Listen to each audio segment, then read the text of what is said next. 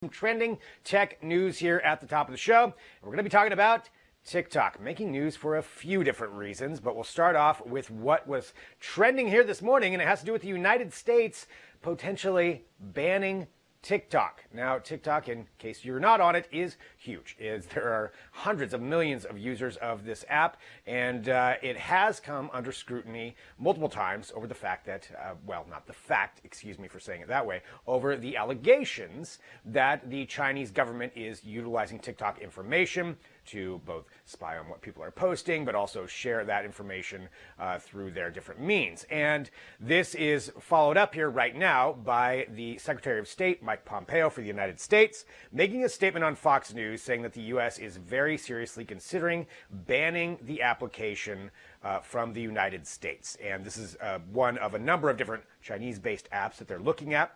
To give a little bit of context, India did just ban TikTok from its stores, and India being the #1 market for TikTok, the United States being the third largest market for it. So that is a big move that has already happened. Now, with the United States taking a look, we'll have to see how that all plays out, but this is what they're saying. So TikTok actually gave us a statement. They said TikTok is led by an American CEO. This is a statement from them, with hundreds of employees and key leaders across safety, security, product, and public policy here in the United States. We have no higher priority than promoting a safe and secure app experience for our users. We have never provided user data to the Chinese government, nor would we do so if asked. Again, that's a statement from TikTok that they gave us here at Digital Trends in regards to some of the allegations. So that is what's happening right now, though. Again, Mike Pompeo saying the U.S. is seriously considering banning TikTok and other Chinese-based apps from the United States. That's a trending story. Follow along at Digital Trends as we find out more information about what happens with that. But that's not all that TikTok is in the news for. We continue on talking about what's going on in Hong Kong, and this is part of a number of different applications and companies that are refusing to reveal information to law enforcement there. So yesterday we talked about Facebook, Instagram, Google, Twitter, all companies who said that they're not going to share information with local authorities in China because of a new law that went through there that required internet companies to hand over user data to local authorities. Now TikTok saying that they are pulling out of Hong Kong. They're actually going to remove their app from stores there for Hong Kong because of this push to provide user data. Now TikTok only has reportedly 150,000 users there last year, which by market size, that's not a ton, but still that is a sign that they are taking that seriously. And so TikTok saying, again, that they're going to be pulling out of Hong Kong, following with Twitter, Facebook, Google, and a number of other companies. But that leads us to the next thing, which is Apple. Apple is actually still assessing whether or not they're going to pull out of Hong Kong because of these data requests from the Chinese authorities there. So they said that despite the fact that the other companies are doing it, they're assessing the impact of the law on human rights, but they did stop short of promising to fully remove themselves from the situation and not process some of those data requests. Apple is very involved in China as far as their company. A lot of their devices are made there. It's a very big market for them. So obviously those are things that they're taking into consideration when it comes to how they handle the Chinese government requests. But again, Apple still assessing whether or not they are going to pull out of Hong Kong or how they're going to handle these data requests. So a lot of unfolding information when it comes down to this. This has implications much further reaching than Hong Kong. But again, keeping you up to date with what is trending right now in the news. Continuing on from there, let's talk about something else. Let's talk about Disney Plus. How many of you watched Hamilton over the weekend? I did. And a lot of people did. It turns out a lot of people downloaded Disney Plus, so much so that it looks like they had a huge increase in that. App downloads worldwide were 47% higher this past weekend. This is according to site Apptopia, compared to the average of the four previous Friday to Sunday totals. So a lot of people doing this, and this is because they released it on July 3rd, released it in its entirety. They're on their application. And again, 74% downloads were 74% higher than the average. So that is for the 4 weekends in June 2020, during comparable time periods during that Friday through Sunday period. So just the weekends alone.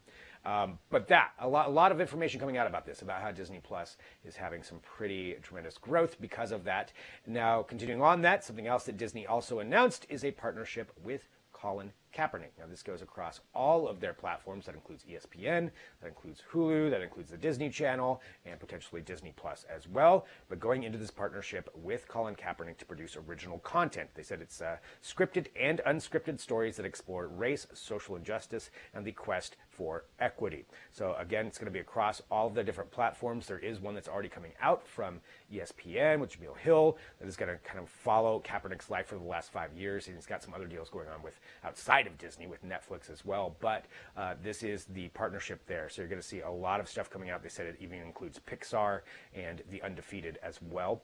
So working closely to bring attention to matters of race in sports across all of Disney platforms. So a big signing there with Colin Kaepernick for Disney as well.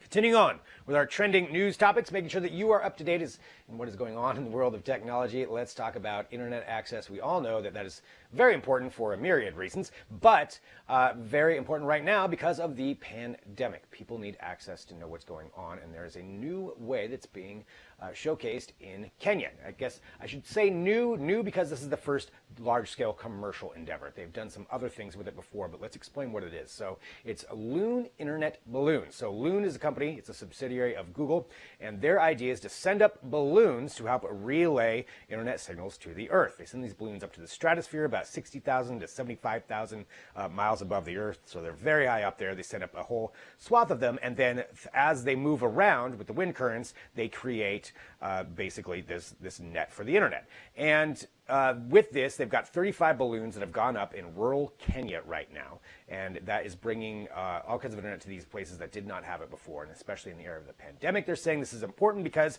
there are travel restrictions. People can't go to get information if they need to speak to a doctor. Sometimes that's very hard, so this is something that can really help that out. They said the connectivity provides enough to where you can, it's let's see, about 18.9 megabits per second down, 4.74 up, which is enough to safely access voice and video calls, do YouTube streaming, WhatsApp, and more, according to Loon. So that's enough information just to do that. So providing internet to all of these places is a pretty big deal. The way they do this is they actually track the balloons using GPS, and then they can coordinate with local air traffic control. They said these things can stay up in the air for hundreds of days, 200 plus days at certain points, and then they safely land with a parachute.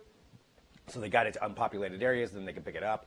But again, that's Loon with their balloons. They've used these in emergency situations before. I believe in South America, they've deployed these where if there's sudden loss of infrastructure, you can put these balloons up and get internet access immediately. But this is the first time it's being used for a real commercial operation. So they're working with some Kenyan telecom companies to make this happen. But an interesting development there. And again, providing internet people to more people is always good. It is so important to have access to the internet, and especially right now. So that's a project that Loon has. You can read more about that at digitaltrends.com.